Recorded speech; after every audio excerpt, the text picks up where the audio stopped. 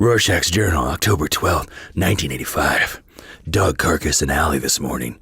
Tire tread on burst stomach. Excuse me, Mr. Rorschach? This city is afraid of me. I have seen its true face. Mr. Kovacs? Let me finish. The streets are extended gutters, and the gutters are full of blood. Look, this is and really when the trains, beautiful, finally, but scab over all the vermin will drown. We've got a podcast to do. The accumulated filth of all their sex and murder will foam. Oh, this is a family show, Mr. Rorschach. You let me finish my journal. Let me finish my journal. Okay, but why don't we just hold that on pause because your geek history lesson on the Watchmen movie is now in session. And I'll look down and whisper no.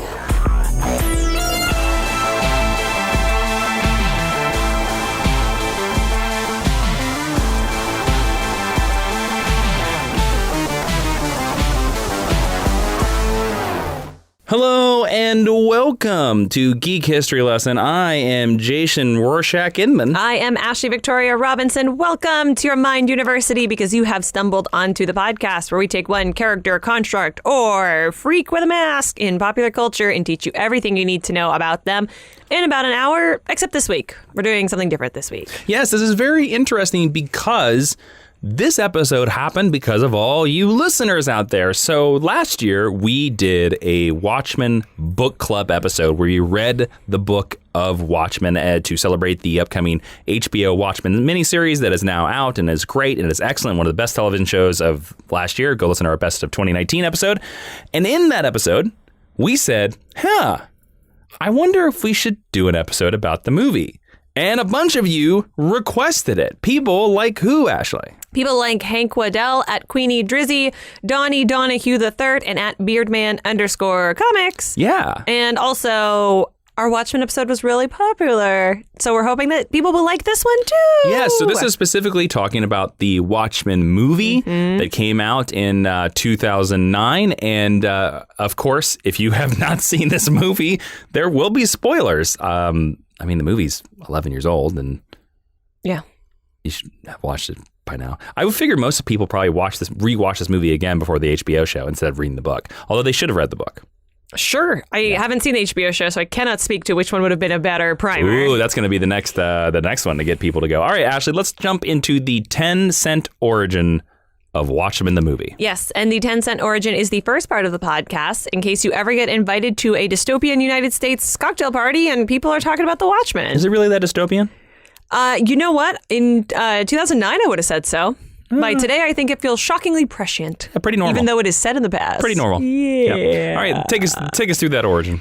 Watchmen is a 2009 Warner Brothers movie adaptation of the classic Watchmen comic book. Written by Alan Moore and Dave Gibbons. Yes, for more on that, go check out the book club we did last year with Matthew Peterson.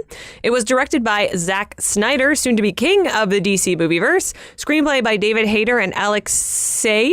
I think it's Say. I'm really sorry if I said that wrong. It was released worldwide on March 6th, 2009. This episode celebrates the 11th anniversary of the movie. Yeah, we're pretty close to that March 6th date. Yes. I'm going to do John Wick first, which is also your fault, listeners. This is all your fault. You did this. Congratulations. The listeners made us do a double movie. Double feature picture show. Oh, my God. Yeah, see what I did there? Yeah. It's like the 800th Rocky Horror Picture Show of this podcast. It stars, not Rocky Horror Picture Show, Watchmen, Mullen Aukerman. Anticipation. If you would like to see a Rocky Horror Picture Show, they're not going to see. Geek History Lesson episode. God. We could invite Trisha Hirschberger, past guest. She's a huge fan. It'd be great. We could. Anyway, Watchmen. All the time I went away. Jason will sing all the Frankfurter parts before the end of the show. It's going to be 4 hours long. Yep. Starring Mullen Aukerman, Billy Crudup, Matthew Good, Carla Gugino, Jackie Earl Haley, Jeffrey Dean Morgan, and Patrick Wilson with a summary of: in an alternate United States beginning in 1939, during the fading interwar period, a team of costume crime fighters known as the Minutemen emerge. The 1960s Vietnam era through the mid-1980s Cold War sees the rise of the Watchmen team of heroes whose existence dramatically affects world events. I can read. Your Geek History Lesson is now in session, fam. Yeah. Although that's not part of the synopsis. No, but I read the wrong part, so here we are. Yeah. It's funny. I believe, if I remember right, that they are not actually called the Watchmen in the book, but the movie explicitly calls them Watchmen. Yes. I don't mind that change. I don't either. I called them Watch in my head. That's one of the reasons one of the ways where you can lift something from fan participatory culture and you're like, yeah, here it is. But it's also kind of like in another Zack Snyder property, how Ezra Miller is never called The Flash. He's not in 2 movies. Yeah. He's not called The Flash. Ashley, let's go to the meet cute. This is the section of the podcast where we first meted and cuted the subject matter, in this case, the Watchmen 2009 movie, because it's a term we stole from romantic comedies. Ashley, yep. How did you first see Watchmen 2009? I saw it in a cinema in Ottawa, Ontario, Canada, in the mall, and the Rideau Centre, to be specific, and I hated it. Were you with a bunch of friends? I was alone, I think. What made you go see this movie? It was a superhero movie based on a comic book. And did you know about the comic book before this movie? I had not read it, but I knew that it existed. Okay. I mean, it's really funny because there's an actor, a stage actor primarily, who I very much like, named Harley J., who was living in Los Angeles at the time. He's the first person who ever told me about Actors Access. Very nice man. And he got to see an early screening of it a week before. And I remember him posting on Facebook and being like, Watchmen's bad. I didn't like it. And going to see it and being like, no, he was right. Like, I have such a vivid connection between his Facebook message, because this was before everyone was on Twitter, and going to see it and being like, I don't like this. And I have this in my notes. I know the exact moment when I clicked out of watching the movie. Okay. And I'll bring it up. Well, you couldn't clicked out because you were actually in a theater. Well, but when like my brain turned off, because I experienced a similar feeling watching it for this podcast. Oh. Now, Jason, I know you have a much more interesting story about when you first meted and cuted the Watchmen movie. I don't know if it's that much more interesting, but I will say that... I mean, I think it's interesting. When this Watchmen trailer came out, when the teaser for the Watchmen trailer came out, it was set to the Smashing Pumpkins song from Batman and Robin 2007. The end is the beginning is the end. I thought until last year that Billy Crudup, who plays Dr. Manhattan, was the singer from Smashing Pumpkins. Billy Corgan? And Jason is the one who told me he wasn't the same person. No, he's not the same. Oh, dear God. Anyways, Ashley, you should make a note because you should share that trailer. It's a great trailer. On the Geekish Lesson social media. I will. Because it is a fantastic trailer. I don't remember what movie it was in front of. Anyways, so I was pretty excited for this movie. Mm-hmm. And this was in the day of... there were no reserved seats. Mm-hmm. So I was living in Tulsa, Oklahoma at the time. Mm-hmm. And I thought to myself that, hey, if we're going to go see this movie, let's go see it IMAX. That's the only way to see this movie. So because I was working at the time, the first screening we could get to was like the 6 o'clock or the 7 o'clock screening. And a good friend of the podcast and my best friend, Jeremy Skinner, I had asked him to go to the theater early, an hour before, and buy our tickets and wait in line to secure us the best seats in an IMAX theater. Because we all know the truth about IMAX theaters. There's only 2 good rows. Yeah. You know, everything else is crap. Anyways, so he did. I met him there like 15 minutes before the movie could come. We went and saw the movie, and I also did not like it the first time I saw it. Mm-hmm. I really did not like it. But I will say this. I bought the Blu-ray, and I bought the director's cut of the Blu-ray. Mm-hmm. And each time I've seen the director's cut of the Blu-ray, I have liked it a little bit more. That seems to be most people's trajectory. I will say I do not like this movie. People who know my history with Watchmen just know that it's not my jam. Yep. But I think watching this movie now, I think a lot of it is ahead of its time. Yes. And, part of that is because Zack Snyder did go on to do so many superhero movies. Let's move into the History 101. But I also wanted to say that I've heard many film podcasts where they chat about Watchmen and everyone's kind of like, it's not as bad as I thought it was. No. Okay, so let's move into the History 101. Let's talk about the good we like about this and the bad. And, again, we're assuming that you basically know the thing. Let's talk about that point you just brought up. So Watchmen comes out in 2009. Yeah. This is the year after the very first Iron Man. Yeah. The MCU is a couple years after Dark Knight. 3 movies in at this point. And they're not beloved like they are now. No. It's a mixed bag, to be honest. Well, Incredible Hulk was very like, even though I don't think that movie gets a lot more flack than it deserves. That movie's actually not that bad. It's a lot better than people think, just like Watchmen. Anyways, So, GHL, Hulk, yes. no, God, no. I don't want to watch that movie again.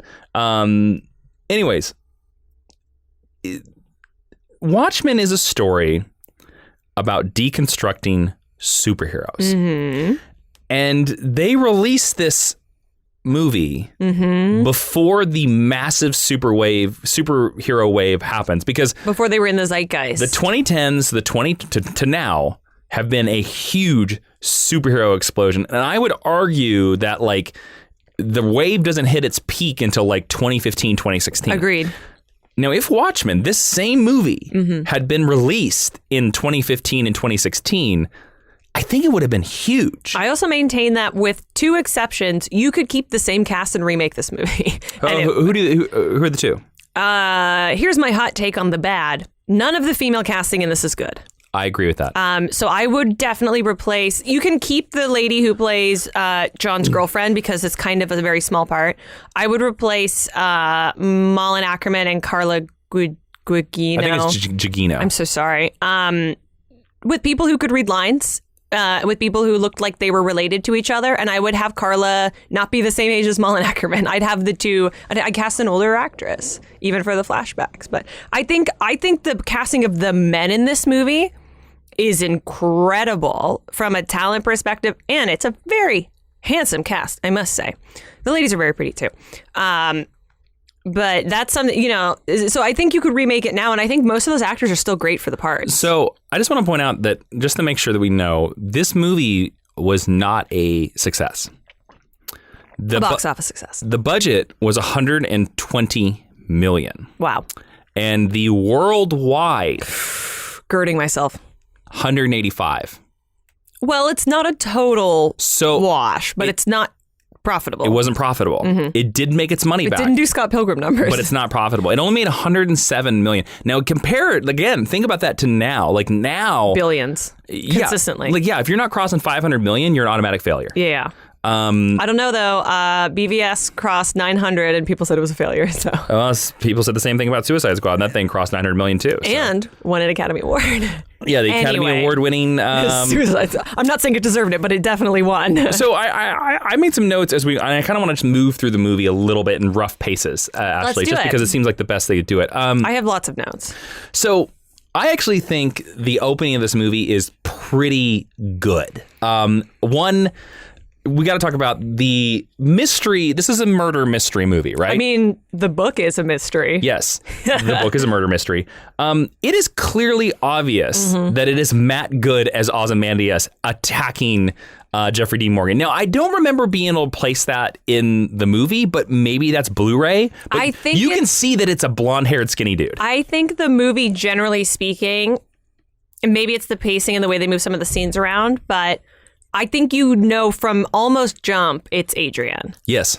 And even if you don't know from the opening scene, the minute you meet Adrian, you're like, it's him. Yeah. And I think Matthew Good is not bad in this part either. I think he'd be better now. But part of that might be Blu-ray. You're right. But honestly, they should have put a stunty. Yeah. It shouldn't have been Matthew Good. It should have been a double, he should have been completely covered his head. We should make clear that our retrospective is mainly from the perspective of the director's cut. Yes. We are not going to be talking about the ultimate cut, which actually, I don't know if you knew about this, Ashley. They animated the Tales of the Black Freighter. I learned about this 3 days ago when I had breakfast with Sterling Gates, and he said, "Did you watch the ones with the..." Yeah. And I was like, I don't know what you're talking about. The ultimate cut... They did this as an extra DVD, and then the ultimate cut, they interstish it into this movie, and it's animated. It's the Tales of the Black Freighter. It's voiced by Gerard Butler. Okay, can I tell you a fun fact about that? Sure. Gerard Butler, because he worked with Zack Snyder on 300.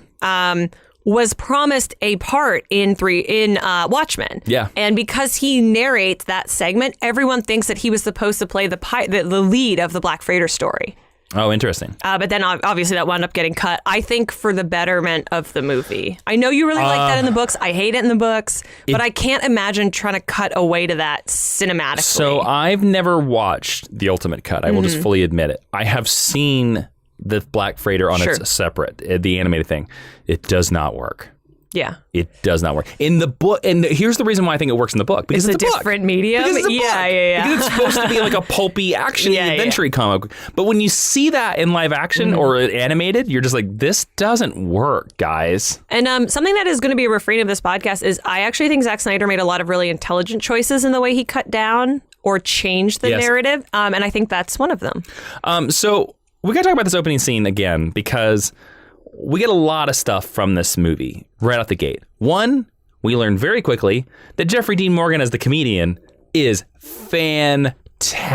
Did you notice that he has a painting of Sally Jupiter on his wall? Yes. He has a pinup painting of her? Yes, he does. The art direction of this movie is astounding. This movie is beautiful and it is well. The cinematography if you hate is everything amazing. else about it, it's beautiful. Yep. It's very well shot. And this fight is awesome. I got to say, like, the art director team deserves an amazing, amazing award. They should have won an Oscar for this movie because one of my favorite Easter eggs is the fact that do you remember in Watchmen the book, because we read it, right, for the book club? Yes. Remember that book? Anyways. Remember how I tried to get out of it for 3 consecutive weeks? I do, and I told you no.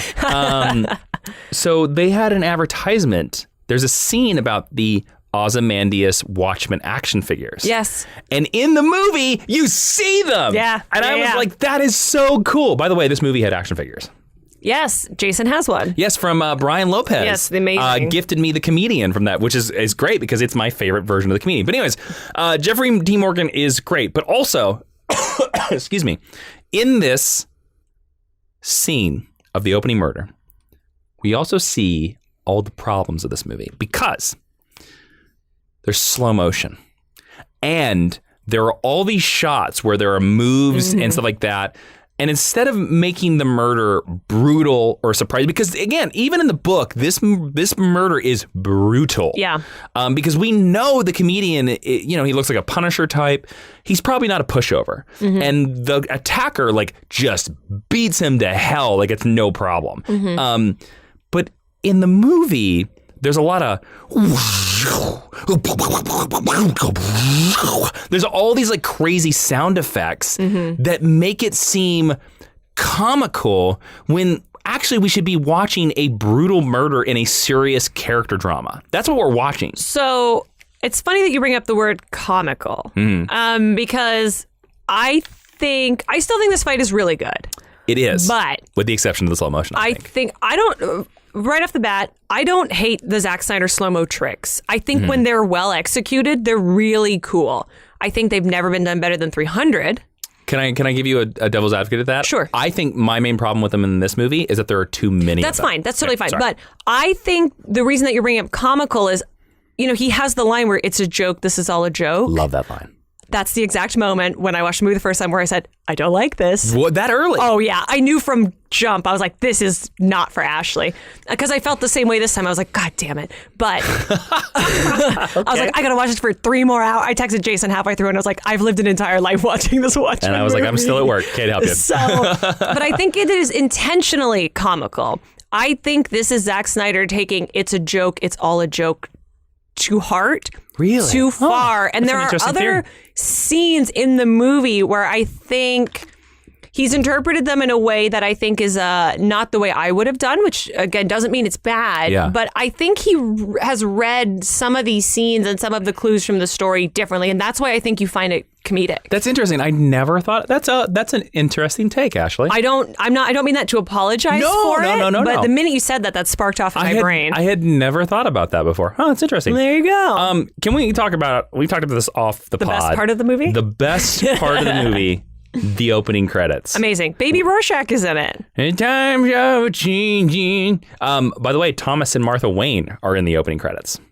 I mean, Jeffrey Dean Morgan is in the opening credits. No. Yes. Well, yes. I know. The very first shot you see is Night Owl beating a mugger, and behind them are Bruce and Martha. It's the idea that he prevents, because there's all these Batman issue #1 posters back there, which is the idea. I will say that I love this sequence. I actually love the use of music in this movie. Oh, There's so good. one time when I find the choice highly inappropriate. I mean, come on, it's Hallelujah. Yeah.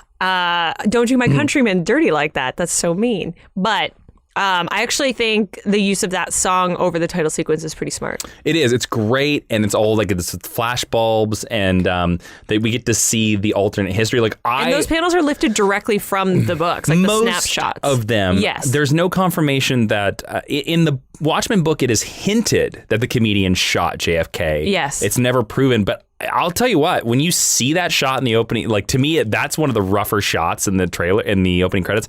Another shot that really gets me in those opening credits is seeing Dr. Manhattan on the face of the astronaut on the moon. The idea that that's really beautiful. That he's there. I'm always really sad about the Minutemen member whose name I don't know, who's a lesbian. And what happens to her? I can't remember her name. Because I don't remember that from the book. You said it was in the book. It's in the book. Yes, it is in the book. But maybe it's because she's so beautiful and her costume is so beautiful, and they ape the scene where she kisses the nurse when the war is over. But I'm like, I want that movie. It's part of the thing of because Alan Moore, again, when he wrote the book, he did this big thing. He did this fetishization. Did I say that word right? Fetishization. Fetishization. Oh man, we're coming off bad here. We can't even say this word. It's just a difficult cluster of syllables. He likes to BDSM up superheroes because the idea is because he thinks it's a very sexual act. This idea that you would put on this leather mask and go and beat people up. So I mean, I don't think he's wrong. So when you find out that the original Minutemen are either big Lotharios, homosexual, racist. That's the idea, is that they're all hiding a secret kind of a thing. We got to talk about, we talked about the art direction. I just want to make Larry Fong's cinematography in this movie Shout out. Fantastic. Mr. Fong, you make beautiful movies. Yes, he's a great member. I'm trying to look up the members of the Minutemen because I don't know her name. That's okay. Can I ask, while you're looking for that, because I did mention that a lot of these panels are lifted directly... Silhouette, thank you. A lot of these shots are lifted directly from panels in the books. Yes. A big criticism of this movie, but also something that at some points is to its strength, is it is very reverential to the source material. Yes. And sometimes exact lines of dialogue. Yes, which actually I think is kind of cool. I do too. The good actors in this... like Patrick Wilson can really pull that off. Jackie Earle Haley can really pull that off. Billy Crudup can really pull that off. But then there are some of the lesser actors don't execute that as well. And it feels clunky because comic book dialogue and movie dialogue are not the same. But having recently read the book, I actually appreciated more of this movie than I had before. Do we think the movie is too reverential? And you and I often say that you shouldn't have to engage with the original source material in order to enjoy the movie. So does this movie work if you haven't read the book? I know those are big questions. Yes. I do think this movie works without the book. I don't think this movie is as good without the book, because I think I like to imagine the Watchmen movie is as a hole in the wall. You have a hole in your wall. Okay. And you're taking some... I'm going with you on this metaphor. You're taking some stucco, right? Uh-huh. But you've just done the single pass, you've just filled in the hole, but there's still a lot of bumps, still a lot of holes. Got to sand it down. It's not flat. And the Watchmen book is when you sand it down and you make it perfectly flat. Okay. The Watchmen movie is very rough and it's very clunky in a lot of places. And I think it's interesting that you bring that up, because something that Jason has watched the HBO series and I have not, is you think that you can go into the HBO series sight unseen, knowing nothing, and still get a lot out of it. Yes. Whereas the movie is more of a mixed bag. Yes, because the interesting thing about and again, that's an interesting thing you have to look about with this movie now, is that we now live in a post-Watchmen live-action sequel world. Also a post-Justice League. I watched a lot of this movie being like, wow, Justice League, wow, BVS. You have to include this, even though I don't like to, a post-Doomsday Clock world, which is the comic book sequel. Absolutely. Before Watchmen world as well. For a long time, I mean, I would always say about this movie where I'd be like, hey, this is the best we'll ever get, because the fact that this movie is even coherent is a triumph. But I think, though, in a post-TV series world, I think there's a chance we get a Watchmen remake in the next 20 years. Well, let's stop that, because that's going to be a later conversation. But I think the Watchmen HBO series is interesting, because what I want to talk about this is that a lot of the big problems I have on this rewatch of the movie are the tone shifts. And I think, and it goes back to those fights and the fact that, and this is skipping way ahead, but it's the best scene. It's the best scene that examines this. The end scene with Ozymandias, Night Owl, and Rorschach. When Rorschach and Night Owl have walked into Karnak, and they're like, "We know what you did, Adrian." Oh, yeah. In the comic book, it is very much a James Bond villain speech. Like he's monologuing, he's showing off, he's being really like cool Lothario. In the Watchmen movie, it's like, "We know what you did, Adrian. Fight, fight, fight, fight, fight. Here's another couple pieces. Fight, fight, fight, fight, fight. Here's some more slow-mo. Couple more pieces. Fight, fight, fight, fight, fight." And it's like, oh, Zack Snyder didn't trust that the audience would just listen to Matthew Good talk for 4 minutes. Yes. And I will say, I think Matthew Good is a very good actor. I think he's quite young in this movie. He doesn't quite pull Ozymandias off. He does up to that scene, I think. Yeah. I think him as a businessman and like the scene where he puts the cyanide pill inside the guy's mouth, I think all of that really works. But and the choice of the different dialects. Yes. Which is great, where he speaks in a German dialect when he's with his friends, and he speaks in an American dialect when he's around in public. Yeah. Which slips a couple times, but that's okay. I think he looks great for the part. Like, he looks like Adrian Veidt. However, he at this point can't quite do mustache twirling villain, and that is a bit of what that scene is. And now this is maybe Zack Snyder just didn't trust him as well. And this is a little bit of, a more experienced actor, an older actor. Absolutely. Jeremy Irons kills Jeremy Irons, excuse me. Jeremy Irons kills it. Well, he's about 4 times older. As Ozymandias in this series. He is so good. But I mean, like, we've gone on to really enjoy Matthew Good in The Imitation Game and The Crown. Yeah, he's really good. I remember watching The Imitation Game and we were like, why does this guy look familiar? And you were like, that's Ozymandias? And I was like, yeah, man. I want to talk about, there's a fun thing. Did you know in Night Owl's lair, there is a copy of Watchmen on his desk? I did not. Yeah, that's one of my favorite Easter eggs, so I just wanted to say that. That's really cute. Let's talk about Dr. Manhattan. Yes, let's. Okay, so one, I just got to say this. I love the teleportation effect they do with Dr. Manhattan, and the fact that every time he teleports, there's a wave of energy. Yeah. Which I think... like a little explosion? Yes, I think they were intentionally set up the ending, but I love the sound effects. I love the look of it. I appreciate that they didn't just copy Nightcrawler's Bamf, which is what every other teleporter does. Yeah, true. What do you think about Billy Crudup here? And I got to say, I wanted to say this, Ashley, because when I first saw this movie, I thought Dr. Manhattan looked amazing. He looks a little less good than I remember him looking. Yeah, 2009 special effects. Dr. Manhattan. There's a couple points in this movie that he looks a little cartoony. He's just kind of floating. And there's also a couple points because they didn't do a mocap suit. No, they almost did. Almost did. I have a fun fact about that. Billy Crudup was in a suit filled with blue LEDs because there was one. This is like around the time where portable LEDs were possible. Yeah. So, and sometimes I find. So the blue glow on actors in this movie is real. Yeah. That was actually on set. But I find that sometimes, especially in scenes with Laurie, that the blue lights are too much. She's quite pale. Yes, but it washes her out and it looks weird. But what do you think? I mean, I will say this. I think the Dr. Manhattan on Mars sequence, just like it is in the comic book, best part, is like one of the best parts of this movie. What do you think about Dr. Manhattan as a whole? For a long time, I said Dr. Manhattan was my favorite character in Watchmen, and it was because of the movie, really. Because in the movie, they don't tell you that she's a 16-year-old girl when he starts having sex with her, and that makes him largely more likable. I think Billy Crudup is fantastic in this part. I think they're so lucky they got an actor that good. I still think he is a tragically underrated actor. And now I know that you have said that you think that the gentleman from the TV show, who's Black Manta, Yaha something? I'm looking up his name because it's very hard. Sorry. I didn't know you're asking me. But about I know I'm not asking you for it necessarily, but I know that you think that he's a better Dr. Manhattan, but I think he's better because he has this to build on. I think that Billy Crudup does such a good job at which Adrian. It's Yahya Abdul Mateen. Thank you so much. Yahya Abdul Mateen. He's a great Twitter follow. I do think it's interesting because when I knew Dr. Manhattan was coming on that show, again, it's hard to not be able to talk about this movie without talking about that show. Yeah.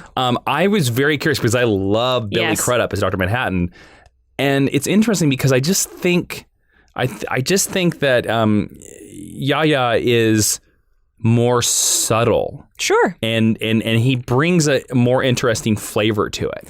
But it's interesting to watch the Dr. Manhattan story, particularly in, I think it's issue 9 of Watchmen, the Mars issue. Yes. No, it's like issue 5, I think. Or 6 or something like that. Anyway, it's interesting to watch that play out because everyone around Dr. Manhattan is like not coming up to his level. The woman who plays his girlfriend is really bad. Like the scene where he's about to... Jeannie Slater, yeah. The scene where he's in the machine and he's going to blow up because he went back for his watch. Yes. You see his best friend Wally and you see Jeannie, and like the guy playing Wally is actually giving quite a lot. He's pretty good. And he's like distressed at what happens, and Jeannie just kind of like has no facial, and I'm like, he is going to die. And I don't even mind that she runs away, that she like can't witness it, but like she gives no emotional reaction. Well, and again, it's the Dr. Manhattan performance to me always stands out because the characters who are most directly in his sphere are giving him nothing, and he and then Laurie's the same thing. Well, we have to talk about that. This is another instance, I think, of the that's a mean thing. The Zack Snyder tone not quite matching the material. And this tends to happen. I noticed on this watch with a lot of the actresses in the movie. This happens with Rorschach's mother, it happens with Jenny Slater, and it happens with the original Sally Jupiter. There's a scene where when Rorschach learns that his mother is a sex worker, and they do it in like this sort of out of the focus thing, but immediately it goes to the woman goes like, I should have had an abortion! And slaps him across the face. And it comes out of nowhere. Yeah. And Jeannie does that a couple of times too, where she's like, oh, you don't love me, John. And you're just like, where is this coming from? Yeah. And again, I think this is this idea that, and I think Zack Snyder has gotten better about this, but I think 2009 Zack Snyder was very much about like, oh, if it's either at a 9 or it's at a 2. Yeah. And there's no in between. And it kind of works for Dr. Manhattan to be at a 2, but if that's how he is playing it, then you have to have people responding accordingly. Yeah. Actually, one of the scientists who's kind of in his sphere is played by the same actor who plays Gaeta in Battlestar Galactica. It's shot this in Vancouver. Who is also in Sabrina. I and like also him. in Man of Steel. I love him every time. That's right. Every time he shows up. And Smallville. I'm like, you're great, and I adore you. So I have a note that all in caps just says Gaeta. Yeah, I recognize them. Yeah, because they shot this thing in Vancouver. I'm sure. Yeah. I'm sure. Let's talk about what I think is one of the best scenes in this entire movie, and that is the funeral of Eddie Blake. Not only as I think it's well shot because it's in the rain and it's the sound of silence, but we get to see how like every one of these characters interact with Eddie Blake, and it leads to a scene that I've talked about on the internet several times. It's basically nihilism projected, where it goes back to these 70s riots, and it's Eddie and Night Owl on the ship, and he jumps down into the crowd and beats the crap out of the people, and Dan goes, "Whatever happened to the American dream?" And Eddie responds with, "It came true. You're looking at it," and then shoots another guy. And to be honest with you, this almost is my favorite scene in this movie. It's my favorite scene in the book, just because of the way Jeffrey Dean Morgan delivers that line. Because that line, I love that scene in the comic book too, but that line by a lesser actor comes off as goofy. So I hate that scene, and I hate the scene in Vietnam very much. But do you hate it just because it's mean? I hate it, yeah, because it's senseless. Like it's nihilism. There's a lot of things about Watchmen in the movie and in the book that to me feel exploitative for the sake of it. Yes. I think you could have told us the same thing about the type of person the comedian is by not shooting the pregnant woman in the stomach. But to me, that's Alan Moore being like, oh, it's going to be really evil. Well, let's talk about the movie, However, I think you make an excellent point about Jeffrey Dean Morgan, because when he says you're looking at, it came true, you're looking at it. That's me. When I watched it, I'm like, wow, he's so much more than this character deserves. Yeah.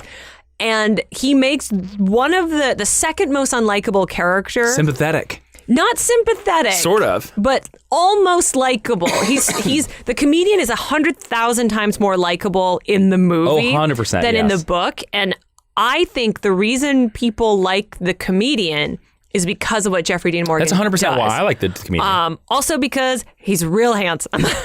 He looks great in this armor. And to have him as an opposite to Dan in that scene in particular, I think is extra strong because Dan's kind of a weenie, and Dan also low-key sucks in the book. And Patrick Wilson really makes him a great character. Patrick Wilson brings this really interesting, complex humanity to it, and I think that's why I keep harping on Malin Ackerman, who I'm sure is a lovely woman who's done wonderful work. She is. I've met her. However, he is giving her so much, and she definitely learned her lines.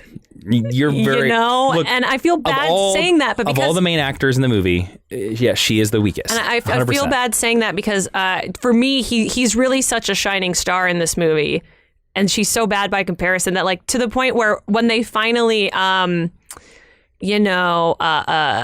can't think of the word, consummate their relationship. Do the deed. To the music. Like, watching it as an adult person. As some would say. I was a teenager when I first saw this. Watching this now, I was so embarrassed. I couldn't watch it. I was like, this is so bad. It's so lame. Well, it's another part of the tone. Well, see, part of the reason why I go back to the comedian scene is because I think it's one of the few places in the movie where Zack Snyder's tone works. Gets it completely right. Because in the book, there's not a giant fight scene when Eddie jumps. I mean, Eddie hits a couple of dudes, but in this, when Eddie jumps down, he literally beats the crap out of everybody in the crowd, and he loves it. Yeah. And that's why, like, it's one of those few moments where I kind of think that that scene is better in the movie than it is in the book, because there's something about seeing the violence and like when he answers, like, you're looking at it, it's like the American dream is violence. Oh, he's delightful. Yeah, he's delighted by it. And he's got blood on his hands. Yeah. Like, he literally is covered in blood from beating these people.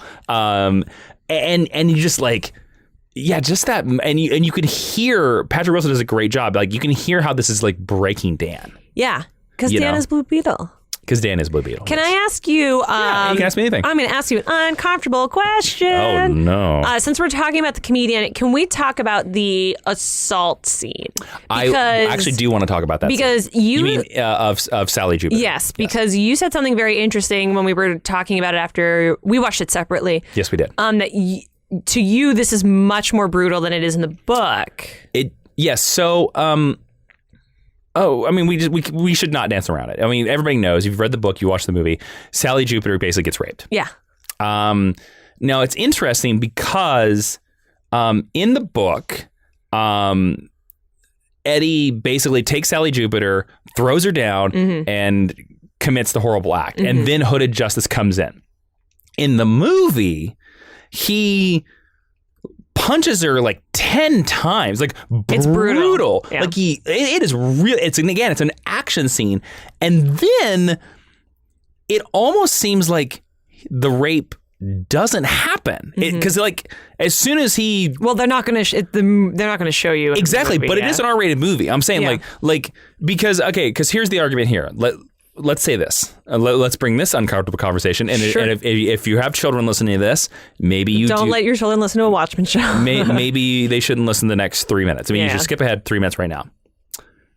Is Lori conceived from this or a later incident? So how do you feel about that? I always thought it was this. I did too. I just think in the movie they decided not to show that. Yes, but I'm just saying, from the way it's filmed in the movie, the way it's edited, it kind of almost seems like nothing happens. Yes. The Hooded Justice like comes in and gets him. And there is a subsection of fans who think that Sally went back to him and they had a relationship later. I think so as well. I hate that, and that's icky. The dialogue is there, and it's there in the movie and the book that she goes back to him. I understand that that this is trying to be complex, and it is trying to say something, and it's trying to say something bad about him and her. Yeah. To me, that idea is like, I truly like cannot entertain it. It's so ugly to me. Well, I think that's the reason why it's in the story, though. But yes, I understand. I understand your point. The other thing I wanted to ask you is, you said this. You were like, it's crazy when Hooded Justice comes in because you're like, Hooded Justice is black. Oh yeah.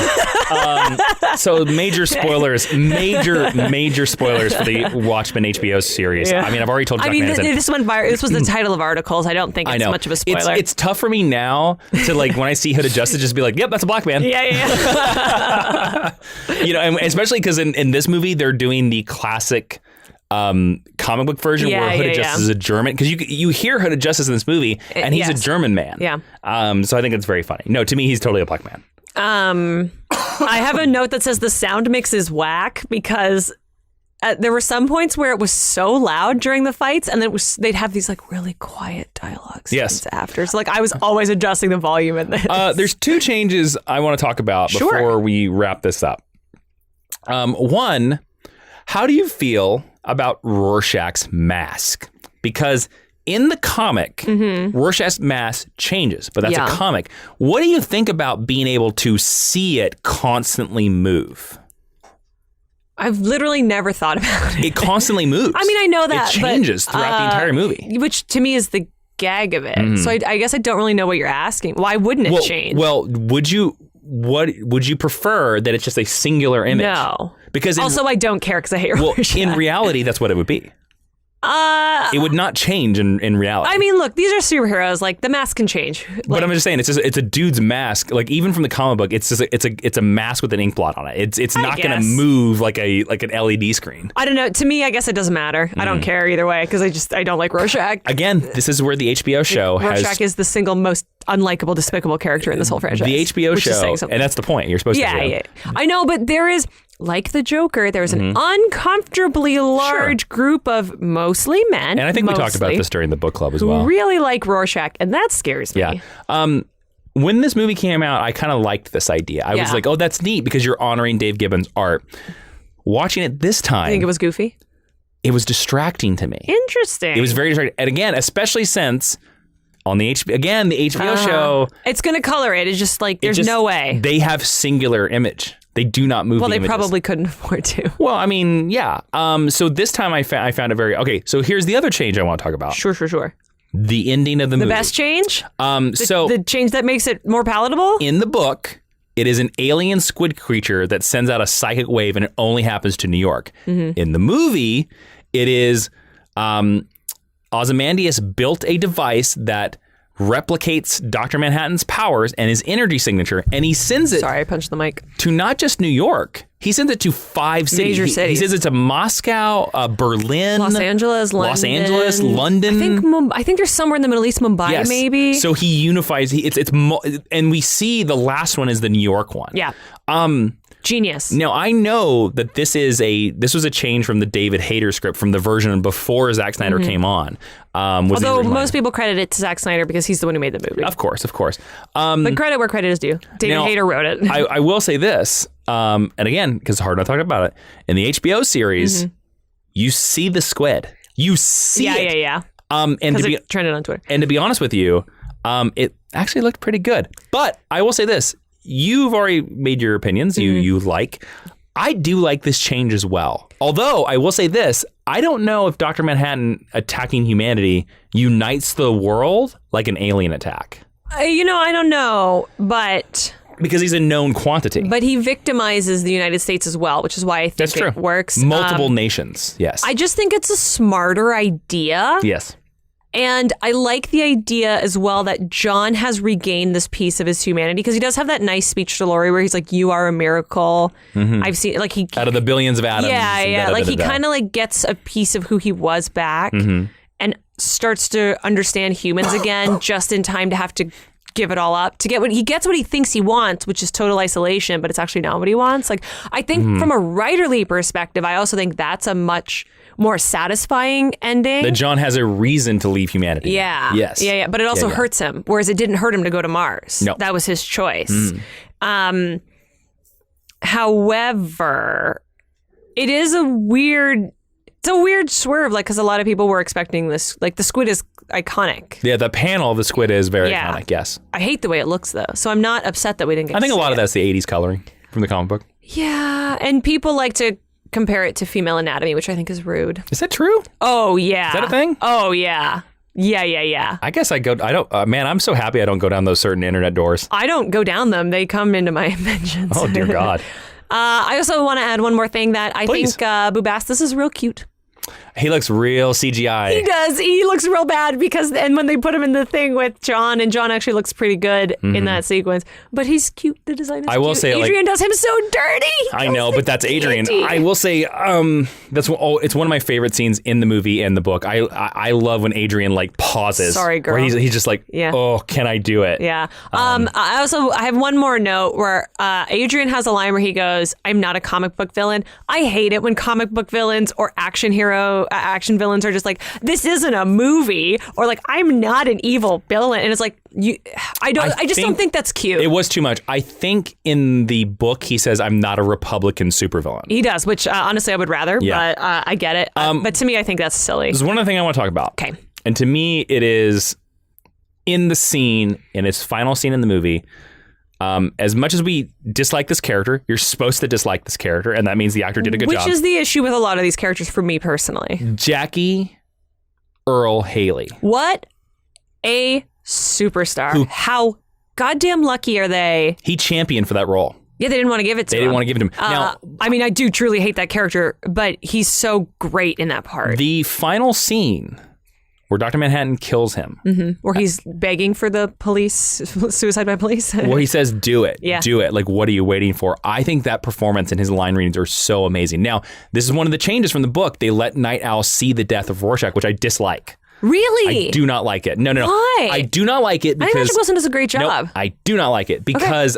the Zack Snyder no when he died. It's it's so cheesy. I don't know. I liked it. And then they follow it up by a scene where Dan comes back into the building and is like, "Why are you?" And we get more fist fights. Okay. And you're just like, "What is going on here?" Yeah.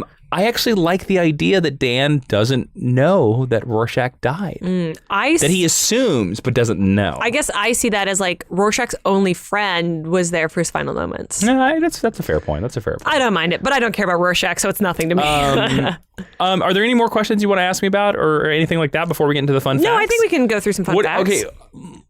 Should we save the overall? Let's go to the fun facts and then we'll do overall. Okay. All right. Did you know, Jason, that Zack Snyder has a cameo in this movie? I do, because he has a cameo in every one of his movies. He's in the helicopter in Vietnam, right? With the comedian? He's wearing sunglasses and a beret. Yes. Yep. Mm-hmm. Yep. Yeah. He's because the comedian's like standing out the window, and I think Zack Snyder's the pilot. Yes. Yeah.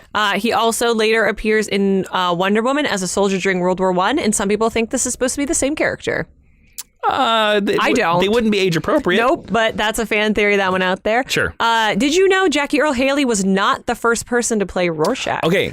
I did know this because I remember when this happened. So go ahead and tell the story. Okay, so I lifted this from a CBR article by Eamon Jacobs, which is things you never knew about the Watchmen movie. So, because I didn't know this story.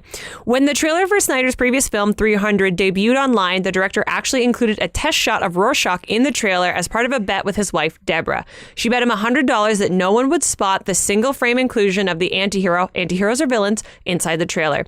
He won the bet as people found it almost instantly. The frame shows Rorschach standing against a New York City skyline holding the button.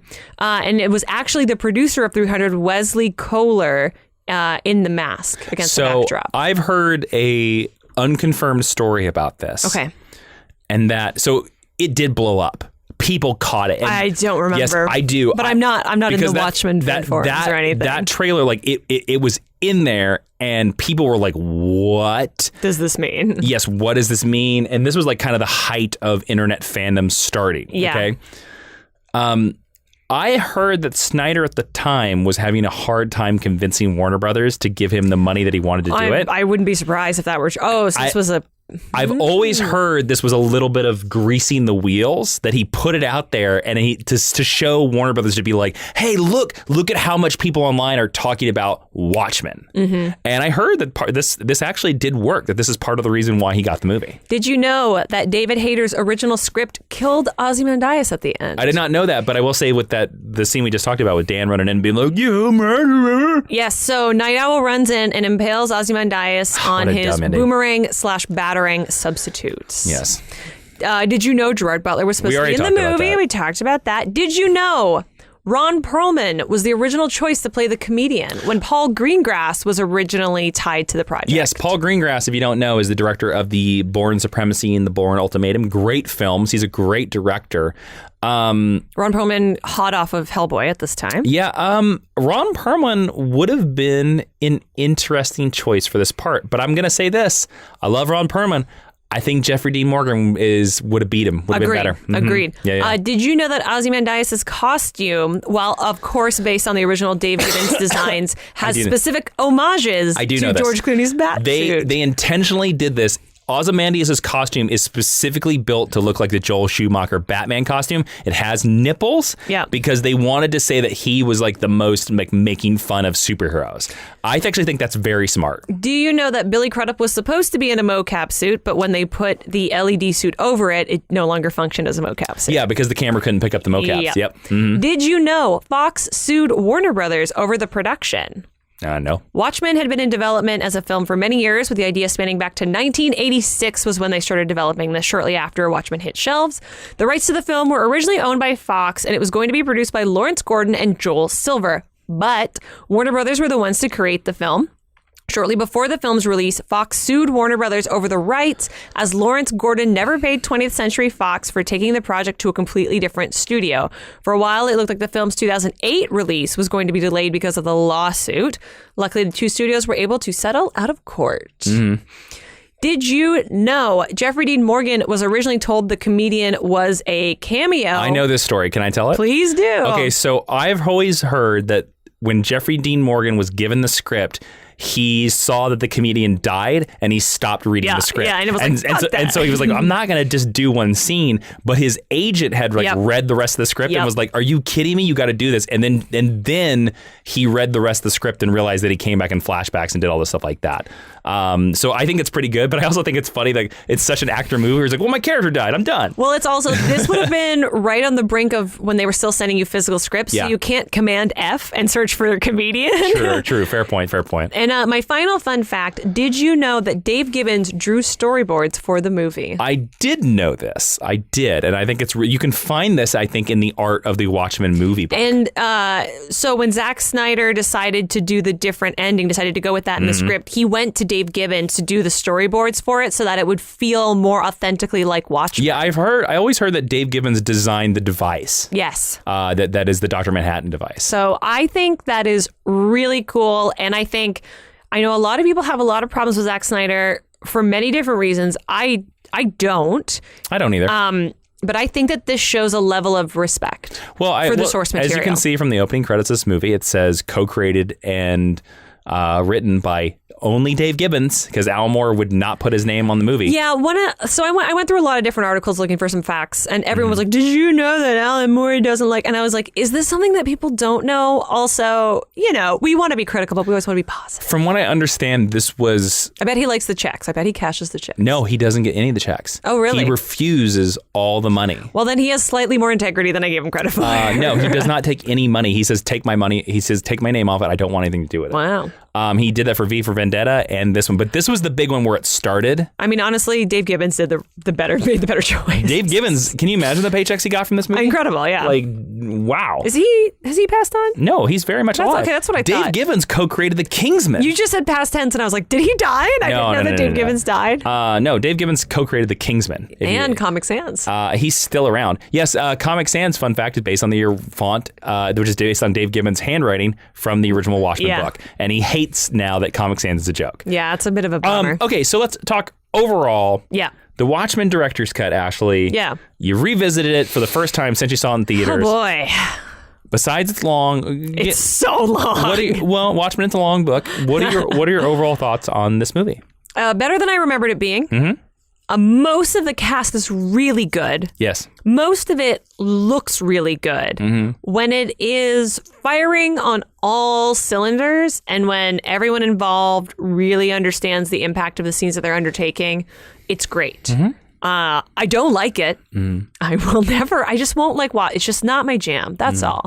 But I think if people haven't revisited it and they are interested in the source material, I think it's definitely worth going and taking another look at. Yeah. I really do. And I don't know the difference between the director's cut and the regular cut because I don't remember. A lot of it is all the newsstand scenes are not in the theatrical cut. There's a couple scenes of Dan and Adrian that are not in the theatrical cut. And there's a couple action sequences that are extended. Like I think the alleyway fight with Dan and Lori is extended. And I think the end fight with Ozymandias and Dan are extended. And for 11 years, before I learned 20 minutes. Patrick Wilson's name, I called him Fat Night Owl. You did for and a I long would time. like to retract that. You should. Because he's not fat. He's really good. He's a little bit heavier in his face than he usually is, but I feel guilty about that now. Because he's one of the best parts of the movie. So those are my overall thoughts. It was very long, but truly less harrowing than having to reread the book.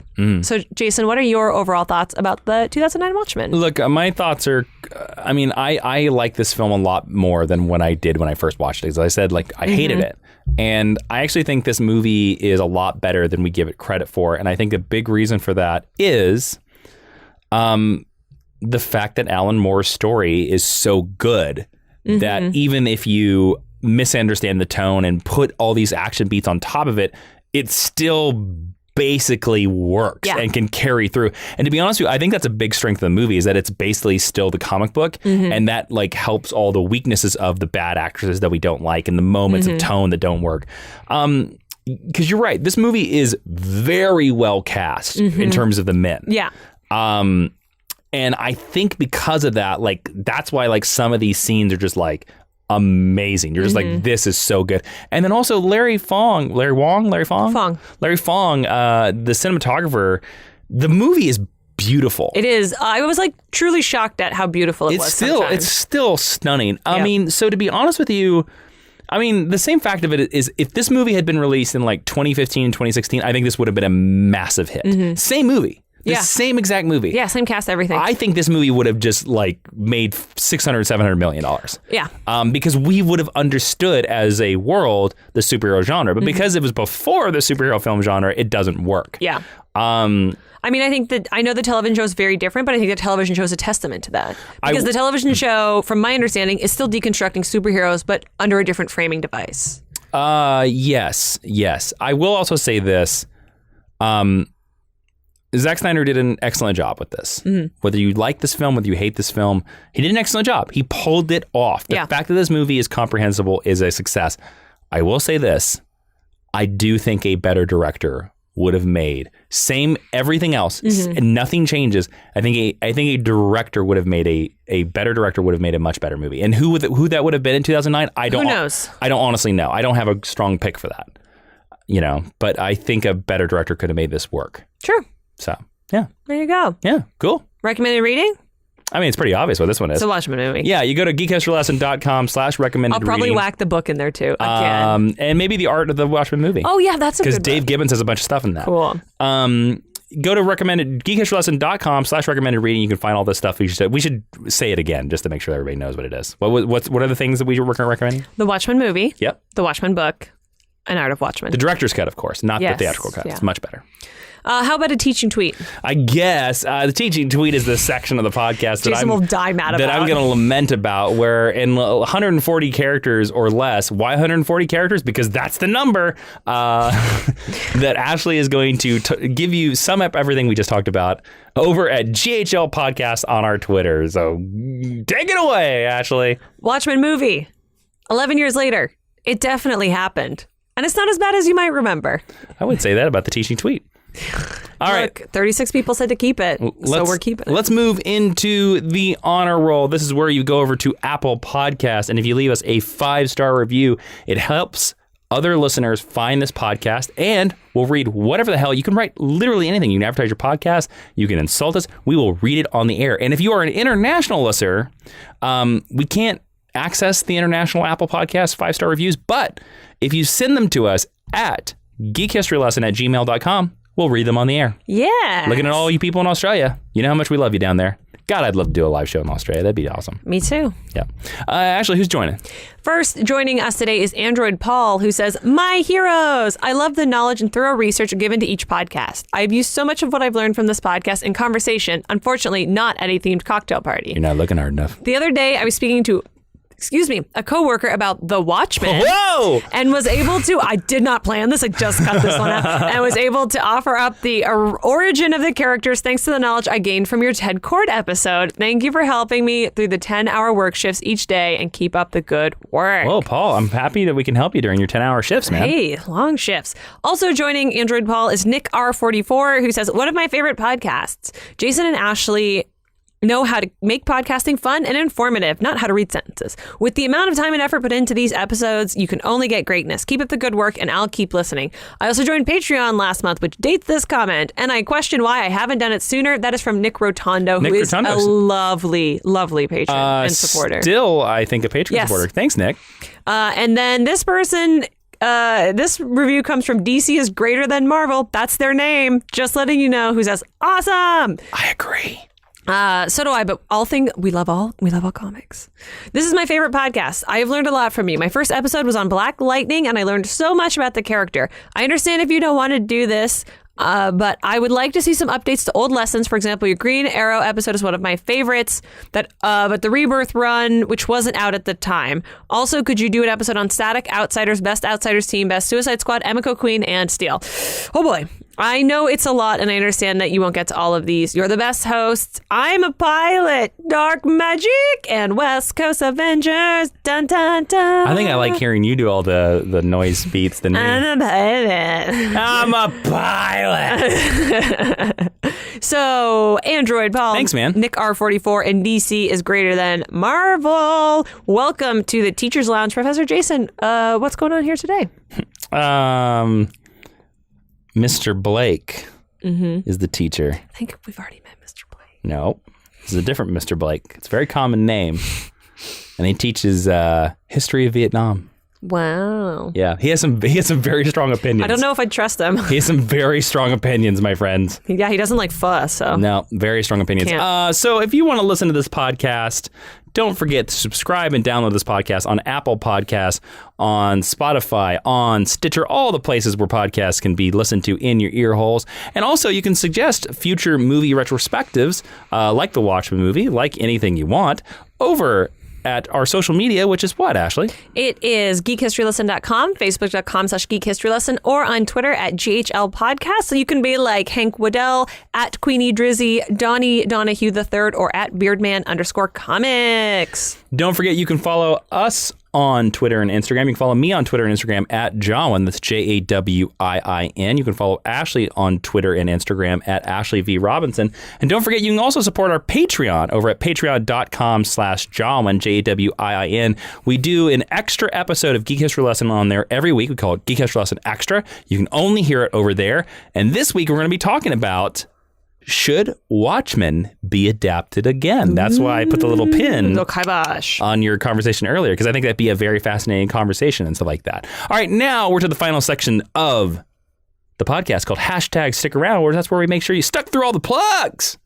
Jason, what superhero movie retrospective should we do next? I don't know. Okay, you don't let me not answer questions, so why don't you give it a think and give us an answer? It's tough, because we've gotten most of our movie retrospectives from the fans. From jokes. And from jokes and stuff like that. I mean, is there an obvious one for you that you think stands out? For me, there isn't. It's funny because I know we have another Ghibli coming up this year. Oh, we do? Okay, cool. We do. We make our schedule for the whole year and then sometimes follow it. I'm going to tell you this. Do you know that this year is the 15th what movie this is the 15th anniversary of? No. Batman Begins. That's like your favorite Batman movie. It is. And I have a very special connection to that movie because I know. I will not tell you this. Well, I won't give it all away in case we do it. #GHL Batman yes. #GHL Begins, yes? Batman Begins, yes.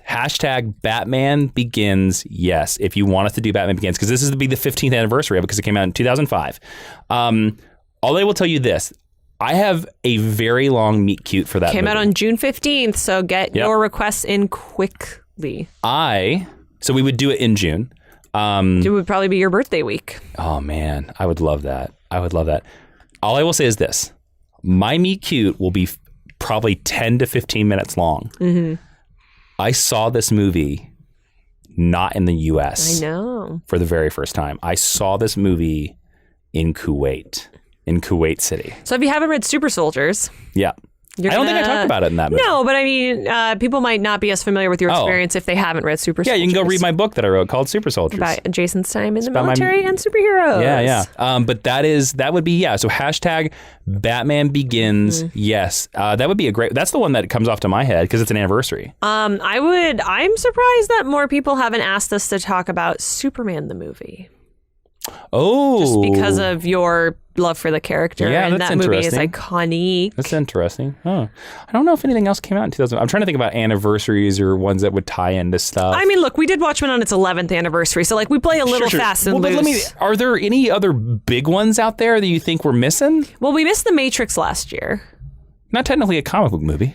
No, but definitely genre. Well, Matrix 4 is coming out next year. I guarantee you we're going to cover it. We'll do a Matrix thing for that. I'm looking around. You'll get at the action figures. The answer is not over there. By the way, there's some X-Men over there. By the way, I just want to point out that intern Brago has been here in the studio the entire time, and obviously he had nothing to say about this movie. I mean, yeah. The other one that comes to mind, again, just knowing you and your taste, is the Daredevil movie. Ha! That one popped into my head as well. We'd have to watch the director's cut because it's actually good. Never seen it. That movie came out in, I think, 2004. If people really want to torture us, we would do Daredevil and Elektra a back-to-back. I refuse. 1 week after the next. Nope. I refuse. You know what? I'm calling complete and utter effing BS on that because you have made me cover so much stuff I don't want to talk about, including Watchmen twice. You don't get to refuse, my friend. I get to refuse Elektra. You do not get to refuse. Stick is in that movie. It's played by Terrence Stamp, Zod, but it's still terrible. Yeah, well, I've watched lots of stuff that I think is terrible for the podcast. So yeah, but this is objectively an art asylum picture. That's how bad it is, man. I don't know. I don't remember that movie. That's why it's terrible. Or another, I actually did think about Ben Affleck's Daredevil. That is funny. That people have requested would be one of the Lord of the Rings movies. Oh. People have requested Harry Potter, but I really don't want to I don't like the Harry Potter movies. You know what? I'll tell you what. Tell me what. Lord of the Rings. What? Lord of the Rings. Let's save those. I actually think that's a great idea to do the trilogy, do it in 3 episodes, 3 in a row, and do a retrospect, and we'll have guests. We can bring back Rachel Cushing. Ken Knopsack is a big Lord of the Rings fan as well. Again, Trisha Hirschberger. I might even be able to pull in a pretty big name that I work with that loves those movies. Yes. If I can convince him to do it. We should save that. Jason works with Viggo Mortensen. I do work with Viggo Mortensen. No. I wish. I work with a writer right now who I have admired for years. And if I said his name, you all would Someday recognize you'll be able to talk about it. Yeah, someday. In about a year at this Yeah, probably about a year. There's so many NDAs, people.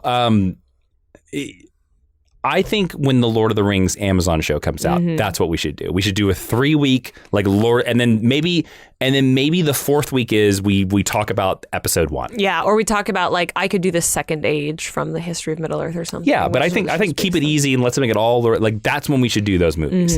I think, and I don't. They haven't announced when that show is coming out. They haven't even started shooting it yet. Oh, yes, they have.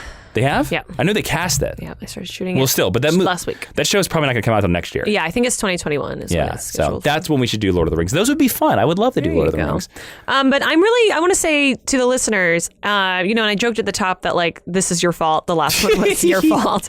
I mean that lovingly because we were really nervous when we started the idea of a retrospective, and I'm really last year, about a year ago. Yeah, I'm really glad this has been fun. That people have responded to them. They're really fun and different to do, and so thank you for your support and for going with us on this divergence a little bit. Well, I like it because it's a little bit different than our normal episodes. It allows us to not just spout research that we did. I think it also allows people to engage with us a little more because it's way easier for people to watch a movie before or after they listen to the episode than to read 80 years of comic book history. Yes, agreed.